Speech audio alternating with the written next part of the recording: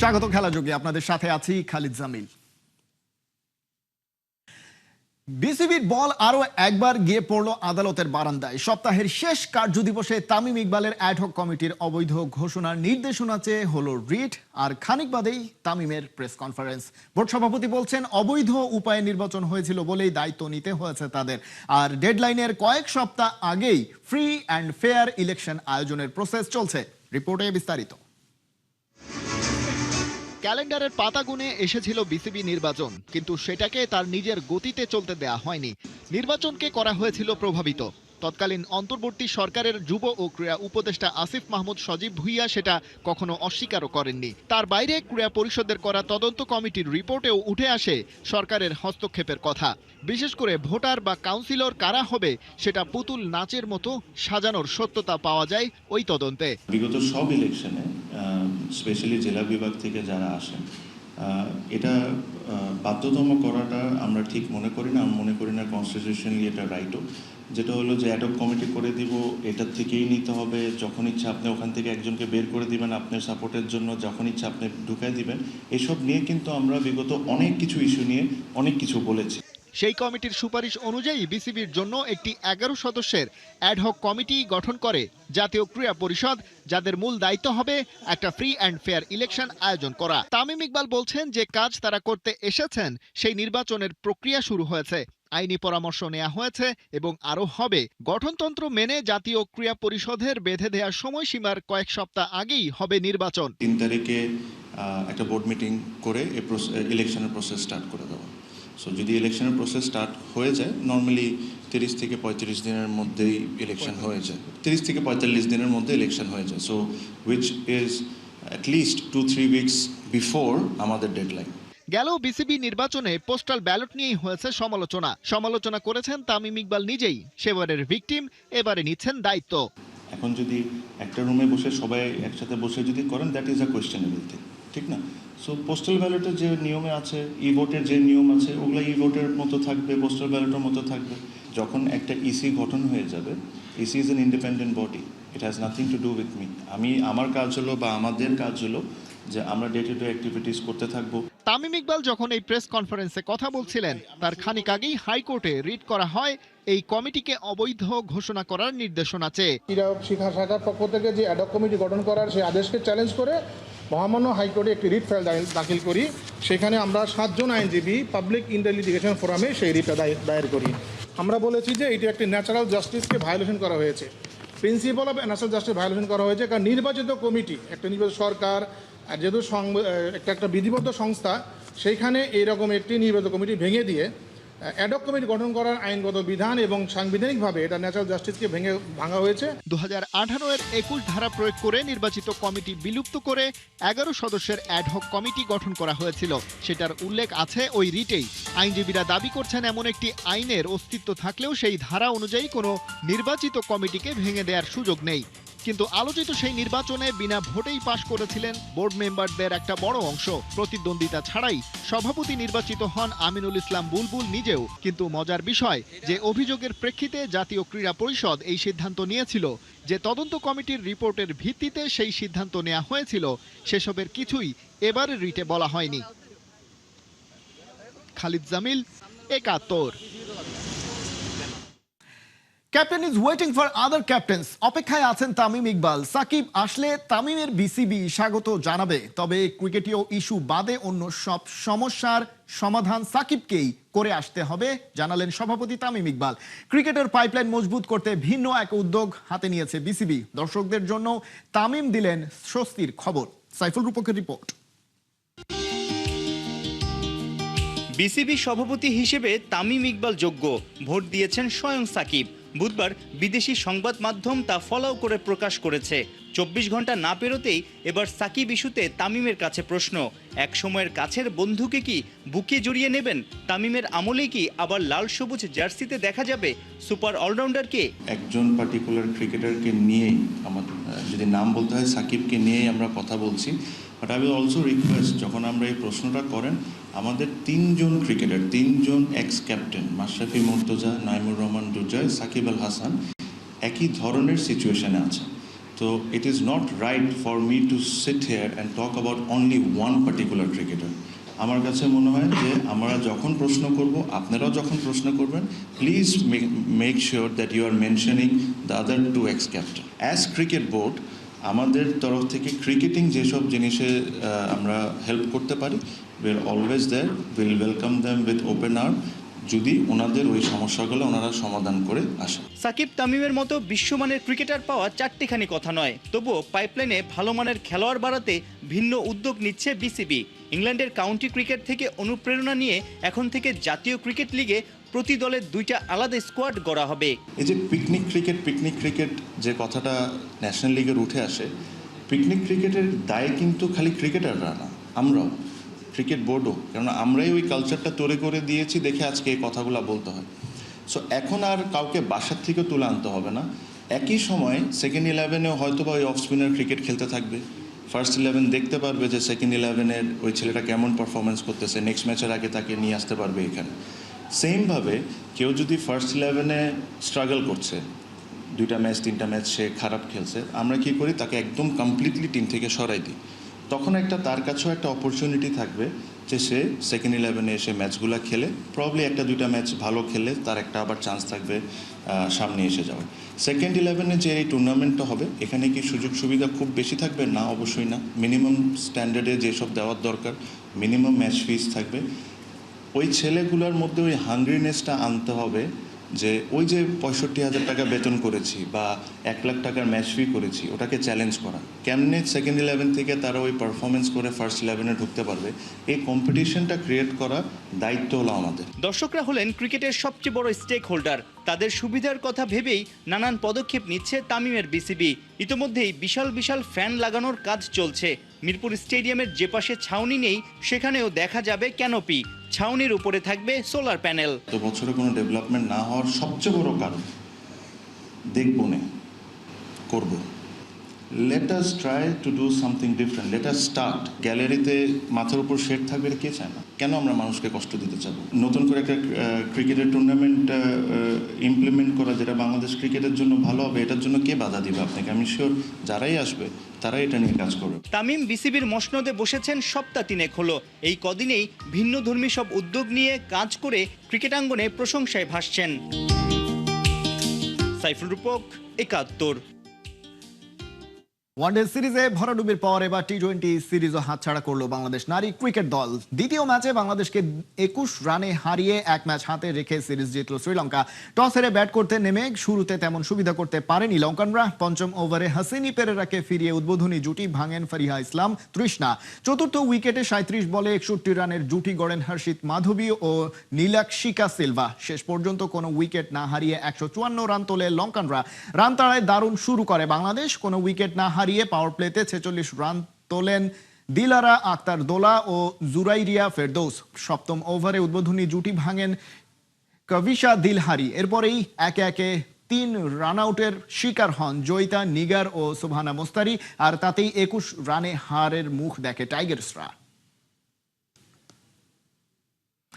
ছোট থেকে আরো ছোট হয়ে আসছে হামজা চৌধুরীদের সম্ভাব্য কোচের শর্টলিস্ট। আর তা থেকে লোকাল ক্যাম্পেইনার জুলফিকার মিন্টুর নাম কাটা পড়ার গুঞ্জন শোনা যাচ্ছে। 26 কোচের মধ্যে এখন টিকে আছে 22 জন। তাদের সাথে বেতন নিয়েও শুরু হয়ে গেছে দর কষাকষি।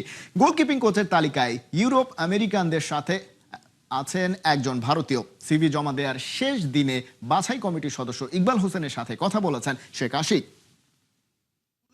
হেড কোচের 26 জনের সিভি ছিল, 26 থেকে আসলে কোন 4 জন বাদ পড়েছে যদি একটু ক্লিয়ার করতেন। আসলে কোন 4 জন বাদ পড়ছে বা কারাই 22 জনে আছে, এটা আমাদের একটু ম্যানেজমেন্ট কমিটির আগে ম্যানেজমেন্ট কমিটি জমা না দিয়ে আমাদের বলা একটু নিষেধ আছে।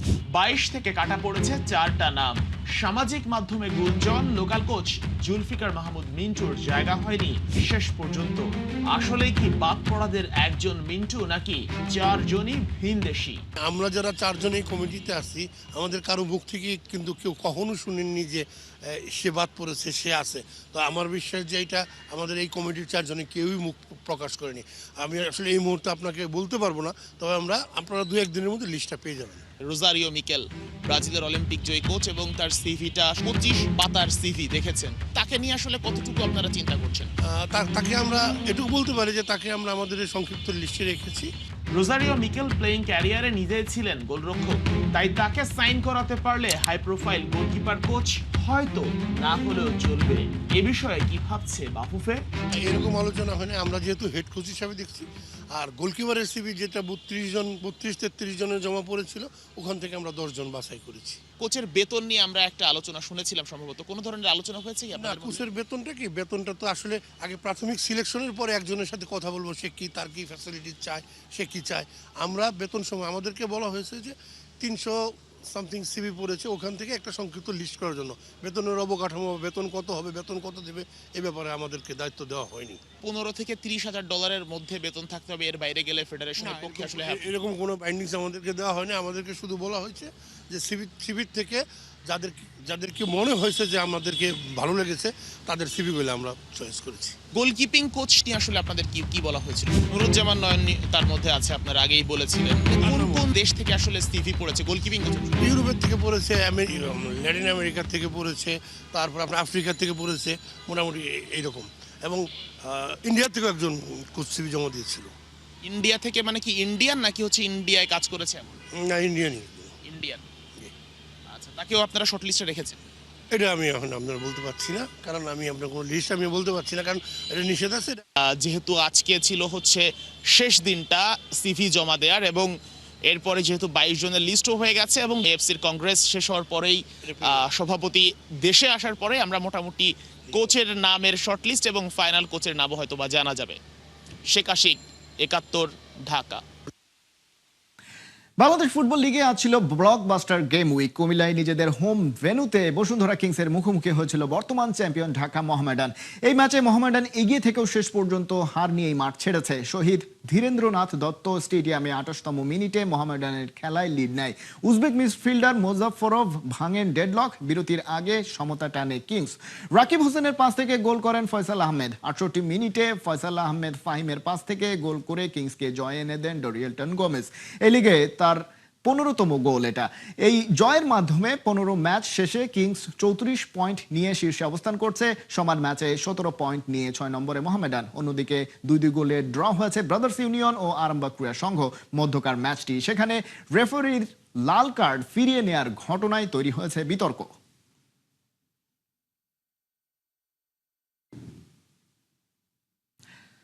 2014 সালে বিশ্বকাপ একটা দুঃসহ স্মৃতি। অল্পের জন্য ট্রেনটা মিস হয়েছিল জর্ডানের। এরপর কোচ নিয়োগ থেকে ফ্যাসিলিটিস সব জায়গায় পরিবর্তন এনে সফল জর্ডান। 2026 ফিফা বিশ্বকাপে তাদের কোয়ালিফাই করার পেছনে কোচের ভূমিকা শিক্ষণীয় হতে পারে যে কোনো দলের জন্য। আবু নাইমের report.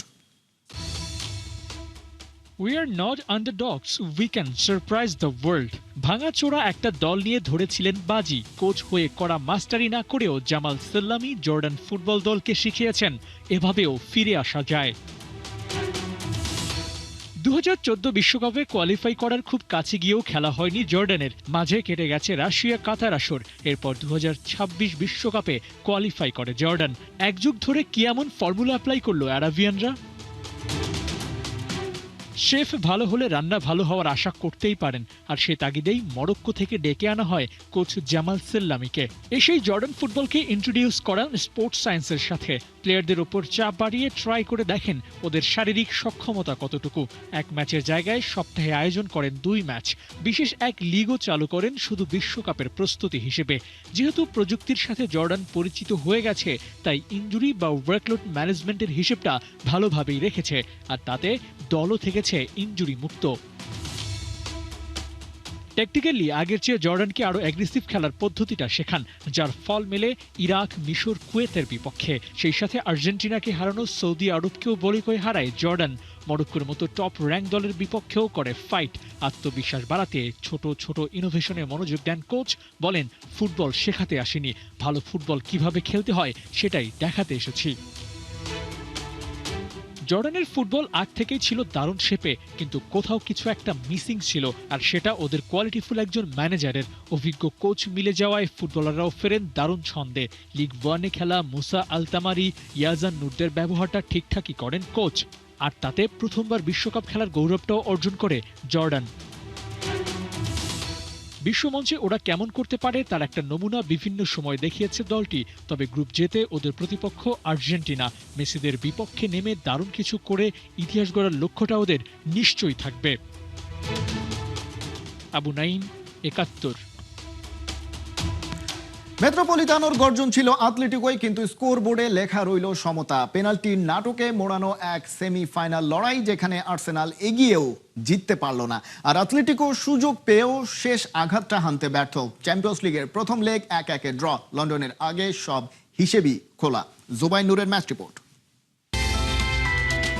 The Thrones of UCL, এখানে ভুলের মূল্য চড়া আর সুযোগ নষ্টের খেসারত আরো বড়। মাদ্রিদে রাতে গল্পটা ছিল দুই পেনাল্টির, দুই মুহূর্তের আর অসংখ্য কি হতে পারত প্রশ্নের। আর্সেনাল বলছিল সূক্ষ্ম ভাষায়, আতলেতিকো জবাব দিয়েছে আগুনে ছন্দে, কিন্তু শেষ কথা কেউই বলতে পারেনি তা।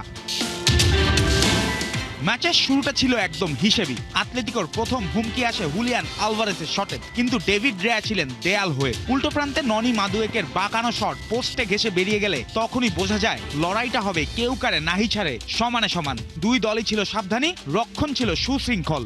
আক্রমণ এসেছে আবার থেমেও গেছে, যেন দুই দাবারু চাল দিচ্ছে, কিন্তু কেউই ঝুঁকি নিতে রাজি নয়।